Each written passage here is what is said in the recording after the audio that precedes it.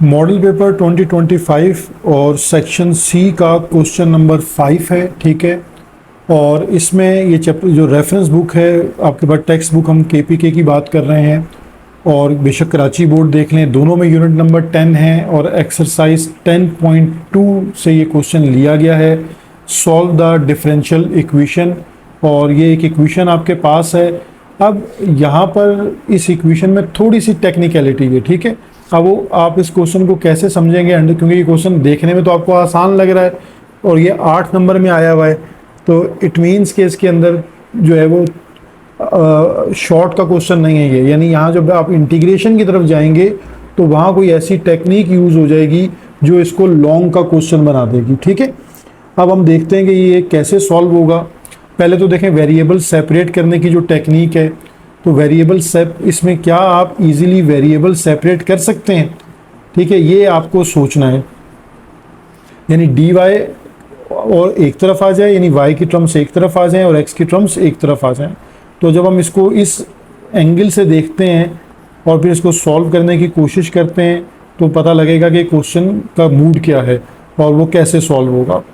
अभी हम x y plus x square d y की टर्म हमने इस तरफ रखी है लेफ़्ट साइड पर, और माइनस वाई स्क्वायर और डी एक्स को हमने राइट वर्ड शिफ्ट कर दिया, ठीक है। अब देखें, अगर मैं d y upon d x लिखूँ, यानी डी एक्स को शिफ्ट करता हूँ d y upon d x, तो ये minus y square upon x y plus x square बन जाता है, ठीक है। अगर मैं डी वाई को ब्रैकेट से मल्टीप्लाई कर देता हूँ तब भी वेरिएबल सेपरेट नहीं होंगे, यानी आपके पास वेरिएबल सेपरेट नहीं हो रहे, यानी डी वाई की टर्म एक तरफ शिफ्ट नहीं हो रही, यानी वाई की टर्म्स एक तरफ चली जाएं और एक्स की टर्म्स एक तरफ चली जाएं। तो जब ये कंडीशन आपको समझ आ रहा है कि अप्लाई नहीं हो रही, तो फिर यहाँ पर हमने क्वेश्चन की एक टेक्निक यूज़ की थी कि हम लेट कर लेते थे कि let y equal to u x, ठीक है। ये हमारे पास इक्वेशन नंबर 1 है। अब हम इसको डिफ्रेंशिएट किया करते थे, तो ये हो जाएगा d y upon d x, और यहाँ हमारे पास प्रोडक्ट फार्मूला लगेगा यू एक्स के ऊपर, यानी u differentiate of x plus x और डिफ्रेंशिएट ऑफ यू। तो ये अब आपके पास बन जाएगा u plus x d u upon d x. तो यानी d y upon d x की जगह पर अब आपने क्या पुट करना है ये भी आपको क्लियर हो गया। ये इक्वेशन नंबर 1 2 आ गई, ठीक है। अब हम यहाँ लिख सकते हैं कि फ्रॉम इक्वेशन नंबर 1 एंड 2, तो 1 एंड 2 में d y upon d x की जगह पे हम रिप्लेस कर देते हैं u और u plus x d u upon d x equal to minus, और y की जगह पर आ जाता है यू एक्स का whole square divided by x, और y की जगह पे आ जाएगा u x plus x square, ठीक है। अब हमारे पास जो लेफ्ट साइड पे u है इसे भी हम राइट साइड पे शिफ्ट कर देते हैं, x d u upon d x equal to minus u square x square divided by, देखें ये हो जाएगा आपके पास u x square plus x square, ठीक है। अब हम इसके स्टेप टू स्टेप सॉल्यूशन की तरफ बढ़ रहे हैं। अब यहाँ minus u square x square divided bye x square common ले लें, तो ये हमारे पास बन जाएगा u प्लस 1। तो अब आपको नज़र आएगा कि x square and x square तो कैंसिल हो गया, ठीक है। और हमने इसको भी शिफ्ट भी करना था, तो ये शिफ्ट वाली टर्म मैंने नहीं लिखी, उसको भी लिख लेते हैं। प्लस u को शिफ्ट करेंगे तो ये माइनस u है और यहाँ माइनस u, यानी नेक्स्ट स्टेप में हम इसका एलसीएम ले लेंगे, ठीक है। तो x d u upon d x equal to, अब यहाँ हमारे पास एलसीएम आ जाता है u प्लस 1, तो minus u square minus u into you plus 1, ठीक है। ये एलसीएम भी सॉल्व हो गया। अब x d u upon d x equal to minus u square minus plus minus u 1 ज़ा u, और ये u plus 1 as it is. अब हमारे पास जो है वो x du upon d x as it is, minus u square और माइनस यू स्क्वायर माइनस का 2u square minus u divided by u plus 1।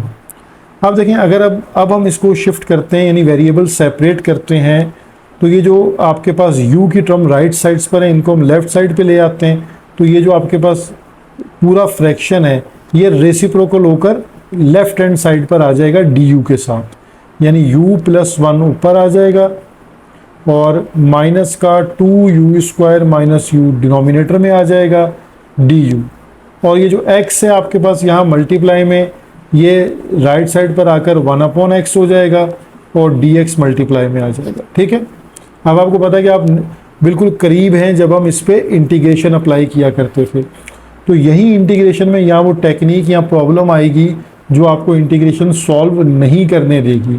ठीक है, आप पहले आप डिनोमिनेटर में से माइनस साइन कॉमन ले लें और u कॉमन आ रहा है उसको भी कॉमन ले लें, तो u प्लस 1 माइनस यू और ये आपके पास आ जाएगा 2u प्लस 1। ठीक है, du as it is 1 upon x और dx। अब ये माइनस साइन जो है वो आप न्यूमिनेटर के साथ यूज़ कर सकते हैं ताकि फिर वो डिनोमिनेटर से ख़त्म हो जाए, तो आप इसको इस तरह लिख सकते हैं, जब ये माइनस साइन न्यूमिनेटर में जाएगा तो minus you minus 1 u 2u plus 1 और du। ये मैंने इसको बिल्कुल एक्यूरेसी के साथ यहाँ तक इसलिए सॉल्व कर दिया कि हर तरह के स्टूडेंट्स हैं तो सबको तमाम स्टेप्स ज़रा क्लियर हो जाएं। अब आप इस पे इंटीग्रेट या इंटीग्रेशन अप्लाई करते हैं। ठीक है, तो जब इंटीग्रेशन आप इस पर अप्लाई करेंगे तो ये आपके पास क्वेश्चन बन जाएगा ऐसे, minus you minus 1 u 2u plus 1 और du, और यहाँ पर आपके पास 1 अपॉन एक्स और dx। देखें राइट हैंड साइड की तो कोई टेंशन नहीं है क्योंकि ln x उसका इंटीग्रेट होता है, सारा जो प्रॉब्लम है वो है लेफ्ट साइड को इंटीग्रेट करना। अब ये इंटीग्रेशन आपके पास कौन सी है इसको आपने सोचना है, इसी से पता लग जाएगा कि आपको कितनी कमांड है इंटीग्रेशन के टॉपिक पर। अब ये इंटीग्रेशन है इंटीग्रेशन बाय पार्शियल फ्रैक्शन। ठीक है, 6.3 का टॉपिक यहाँ पर आ गया, इंटीग्रेशन बाय पार्शियल फ्रैक्शन। ठीक है, ये जो लेफ्ट हैंड साइड है इसके जो इंटीग्रेशन है वो बाय पार्शियल फ्रैक्शन सॉल्व होगी क्योंकि इसके ऊपर कोई डायरेक्ट फार्मूला अप्लाई नहीं हो रहा। तो यही आपने चेक करना है कि आपके जो कॉन्सेप्ट्स हैं वो लिंक करते हैं कि नहीं करते, आप क्वेश्चन को अंडरस्टैंड कर पा रहे हैं या नहीं, क्योंकि पेपर में वही बच्चा कामयाब होता है जो क्वेश्चन को असेस करता है और उसको पता लगता है कि ये क्वेश्चन किस मेथडोलॉजी पे जा रहा है। इसीलिए ये लॉन्ग में दिया हुआ है क्योंकि यहाँ पर इंटीग्रेशन डायरेक्टली किसी फार्मूला से सॉल्व नहीं हो रही। अब आपको जब पार्शियल फ्रैक्शन पे मूव करना है तो यानी आप माइनस यू माइनस 1 को अलग कर लें, u और 2u plus 1 as it is. ठीक है, अब पार्शियल फ्रैक्शन के अकॉर्डिंगली a अपॉन u हो जाएगा क्योंकि ये लीनियर फैक्टर्स हैं दोनों, और b अपॉन 2u प्लस 1 हो गया। ठीक है, ये इक्वेशन नंबर आपके पास 1 बन गई। यहाँ अगर हम इसको इक्वेशन नंबर a का नाम दे देते हैं ताकि बाद में हमने इसको यूज़ करना है। ठीक है, तो अभी हम पार्शियल फ्रैक्शन को सॉल्व करते हैं। अब हम मल्टीप्लाई कर देते हैं, multiply by u into 2u plus 1, इससे आप पूरी इक्वेशन नंबर 1 को मल्टीप्लाई करते हैं तो यहाँ आपके पास माइनस यू और माइनस 1 रह जाएगा, a मल्टीप्लाई हो जाएगा 2u प्लस 1 से और b मल्टीप्लाई हो जाएगा u से। ठीक है, ये आपके पास इक्वेशन नंबर 2 आ गई। तो यहाँ आपकी अब पार्शियल फ्रैक्शन भी रिवाइज हो जाएगी। अब देखें यहाँ पर जो पहला फैक्टर है वो हम u पुट कर देते हैं, u equal to 0। Zero method से सॉल्व करना है इसको, तो इक्वेशन नंबर 1 में हम वैल्यू को पुट करते हैं तो ये minus 0 minus 1 equal to a, 2u की जगह आपके पास 0 प्लस 1 प्लस b और u आ गया 0। तो देखें आपके पास लेफ्ट हैंड साइड पर -1 है और ये टर्म आपके पास 0 हो गई, तो a 1 जा a आपके पास बच जाएगा, b भी 0 है, तो इसका मतलब है आपके पास a की वैल्यू आ गई -1। अब आप 2u प्लस 1 से फैक्टर की वैल्यू निकालें, 2u plus 1 equal to 0, then u equal to -1/2। अब ये u की वैल्यू आपने इक्वेशन नंबर 2 में पुट कर देनी है, ठीक है। तो यहाँ पर भी हमने इक्वेशन नंबर 2 में ही पुट की है। तो इक्वेशन नंबर 2 माइनस u की वैल्यू है -1/2 -1 इक्वल टू a, और फिर 2u की जगह -1/2 प्लस 1 और प्लस b, और u की जगह पे आ जाएगा -1/2। देखें ये प्लस का 1/2 और -1 आ गया आपके पास, ये 2 से 2 कैंसिल होगा तो -1 + 1 0, तो ये पूरी टर्म आपके पास 0 हो जाएगी, और यहाँ -1/2 b आपके पास आ जाएगा। अब आप जब इस फ्रैक्शन को सॉल्व करेंगे, यानी जो आपके पास लेफ्ट साइड पे फ्रैक्शन है, ठीक है, तो ये आपके पास आ जाएगा -1/2 इक्वल टू -1/2 b। तो अगर आप कैंसिलेशन कर लेते हैं तो माइनस साइन और माइनस साइन कैंसिल, 2 से 2 भी कैंसिल, तो जस्ट b का आंसर आपके पास आ जाता है 1, b इक्वल टू 1। अब आपने a और b की वैल्यूज़ को पुट करना है, put a equal to -1 and b equal to 1 in equation number 1, ठीक है। अब हम इसमें पुट करते हैं, ठीक है। अब हमारे पास इक्वेशन नंबर 1 क्या थी कि -u - 1 डिवाइडेड बाय u और 2u plus 1 equal to a, और a की वैल्यू हमारे पास आ रही है -1/u और प्लस b की वैल्यू है 1/2u प्लस 1, ठीक है। ये हमने इक्वेशन नंबर 1 में इसको पुट कर दिया। अब आप इसको इंटीग्रेट करके पहले इसका पूरे का आंसर आप सॉल्व कर सकते हैं, या आप इस रिजल्ट को अपनी जो हमने a इक्वेशन रखी थी उसमें पुट कर सकते हैं, ठीक है। तो अब आप इक्वेशन नंबर जो a है उसको यूटिलाइज कर लें, ठीक है, तो आपको और अच्छे से बात समझ आ जाएगी। अब हमारे पास जो इंटीग्रेशन थी उसमें हम इस चीज़ की जगह पर, यानी ये जो हमारे पास फ्रैक्शन बना हुआ था इसकी जगह पर हम पुट कर देते हैं -1/u प्लस 1/2u प्लस 1, ठीक है, और ब्रैकेट क्लोज और du, और राइट साइड पे हमारे पास था इंटीग्रेशन में 1/x dx। और अब आपके पास लेफ्ट साइड पर इंटीग्रेशन को आप स्प्लिट कर दें, तो -1/u du plus 1/2u plus 1 du equal to 1/x dx। देखिए अब आपके पास ये जो फर्स्ट इंटीग्रेशन है, मैं इसकी नेमिंग कर देता हूँ 1, फिर ये 2 और फिर ये 3। 1 और 3 में डायरेक्ट ln की प्रॉपर्टी लग रही है, इसलिए ये प्रॉब्लम रिजॉल्व हो गई। लेकिन 2 में देखें ln की प्रॉपर्टी तब लगेगी जब डेरिवेटिव ऊपर पड़ा होगा। तो 2u प्लस 1 का अगर आप डेरिवेटिव लें तो वो आता है 2, तो इट मीन्स को इसको पहले आपको 2 से मल्टीप्लाई करना पड़ेगा, ठीक है। यानी एलन की प्रॉपर्टी को मैं पहले भी इस चैप्टर के साथ और जब हम पार्शियल फ्रैक्शन सॉल्व कर रहे थे वहाँ लिंक कर चुका हूँ। कई दफ़ा ये बात बताई है आपको कि जो भी डिनोमिनेटर एक तो लीनियर होना चाहिए, तो ये लीनियर है 2u की, क्योंकि u की पावर है 1, तो ये लीनियर फैक्टर है।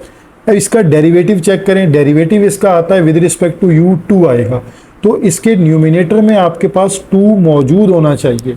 तो आपने ये जो इक्वेशन नंबर आपके पास ये इंटीग्रेशन 2 है, इसको आपने मल्टीप्लाई एंड डिवाइडेड बाय पहले 2 करना है, फिर उसके बाद ये इंटीग्रेट होगा, यानी 1/u du as it is 1/2 divide में आ गया और यहाँ 2 मल्टीप्लाई में आ गया 2u प्लस 1। ये बात आपने अच्छे से नोट कर लेनी है, क्योंकि इससे क्वेश्चन में आपका बाकी सारा आंसर फिर रॉन्ग कंसीडर किया जाएगा। अब आप इजीली इंटीग्रेट कर दें, ये ln u हो गया, यहाँ 1/2 ln 2u प्लस 1 हो गया और इक्वल टू आपके पास ln x आ गया, ठीक है। अब यहाँ तक तो देखें ये क्लियर हो गई बात, लेकिन अब u की जो वैल्यू थी वो आपको दोबारा सब्स्टिट्यूट करनी है। क्योंकि आपने y equal to u x पढ़ा है, तो इसका मतलब है u की वैल्यू क्या है, y अपॉन एक्स। ये वैल्यू u की जगह रिप्लेस करेंगे, उसके बाद हम प्रॉपर्टीज यूज करेंगे। देखें एक काम ये करते हैं कि 1 अपॉन, इस पार्ट को हम पहले लिखते हैं, इस टर्म को 1 अपॉन 2 ln, और यहाँ ब्रैकेट यूज कीजिए 2, और y की जगह पर आपके पास आ जाएगा y, यानी u की जगह u को रिप्लेस करेंगे y अपॉन एक्स से, प्लस 1। अब आप इसको यूज कीजिए माइनस ln u का मतलब है y अपॉन एक्स, ठीक है, equal to ln x as it is. ये मैंने ऑर्डर इसलिए चेंज किया ताकि आपको नजर आए कि लॉग की माइनस वाली प्रॉपर्टी यहाँ पर अप्लाई हो रही है। पहले तो आप ये कीजिए कि ये जो आपके पास 1 अपॉन 2 है, इसको पावर में भी शिफ्ट कर सकते हैं हम, ठीक है, तो इसको हम पावर में शिफ्ट कर देते हैं। तो ln एज इट इज लिखिए, और यहाँ हम इसका एलसीएम ले लेते हैं x, तो 2y प्लस एक्स, और होल पावर बन जाएगी 1 अपॉन 2 माइनस ln, और ये y upon x as it is, और ये आपके पास ln x as it is, ठीक है।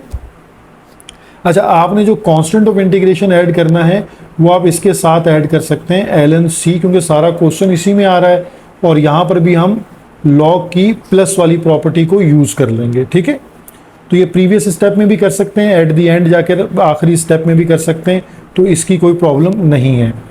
अब आप इसमें देखें, यहाँ लॉग की जो प्रॉपर्टी लग रही है आपके पास लेफ्ट हैंड साइड पर, ये है फ्रैक्शन की प्रॉपर्टी, ठीक है।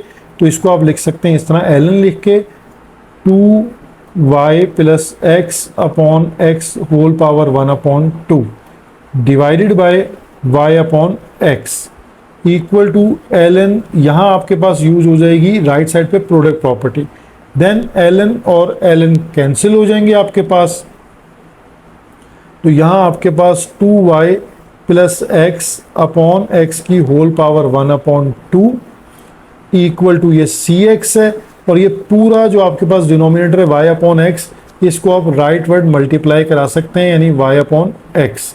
तो यहाँ x से x भी कैंसिल हो जाएगा, तो 2y plus x upon x whole power 1 upon 2 equal to आपके पास आ जाएगा cy, ठीक है। अब हम इसके ऊपर स्क्वायर रूट भी लगा सकते थे, लेकिन बहरहाल ये क्वेश्चन मैक्सिमम जो पॉइंट है इसका लेवल वहाँ तक सॉल्व हो गया, लॉग की प्रॉपर्टीज अप्लाई हो गई, ठीक है। तो अब आप ये खुद सोच लेंगे क्वेश्चन 8 नंबर को जस्टिफाई करता है, ठीक है।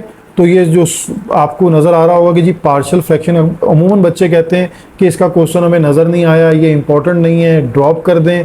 तो ये इस तरह लिंक बनता है क्वेश्चन के साथ, और ये क्वेश्चन आपके पास ना तो केपीके बुक में मौजूद है ना कराची बोर्ड में मौजूद है, ठीक है। तो ये SLO बेस के अकॉर्डिंगली ये क्वेश्चन इन्होंने इस टेक्निक को किसी और बुक, बलोचिस्तान बुक से मे भी ड्राइव किया हो, ठीक है।